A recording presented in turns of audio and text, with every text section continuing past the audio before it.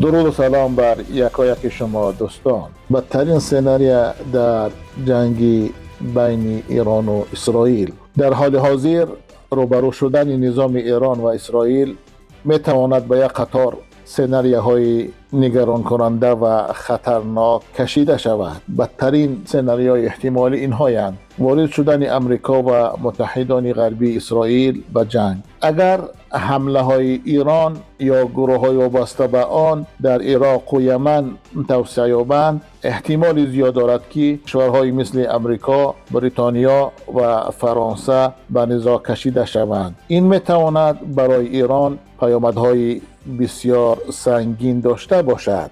دوم، حمله به کشورهای خلیج فارس. ایران می تواند در حالت ناکام شدن در رسیدن به هدفهای خود در اسرائیل به انفراستراکچورهای نفتی کشورهای خلیج یا پایگاه‌های نظامی امریکا در آن منطقه حمله کند. این عمل می تواند باعث تشکیل یک اتحاد بی‌سابقه ضد ایران گردد. سوم، قطع روابط تجارتی و نفت و گاز.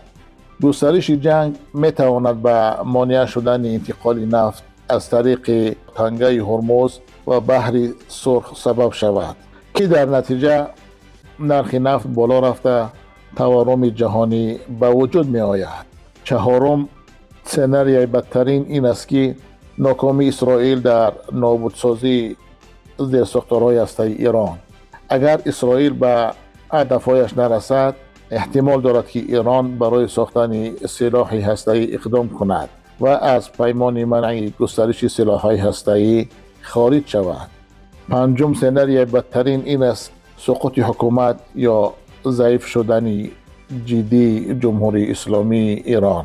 سقوط کامل حکومت می تواند یک خالگی خطرناک سیاسی به وجود آورد، مانند عراق بعد از صدام و لیبی بعد از قذافی.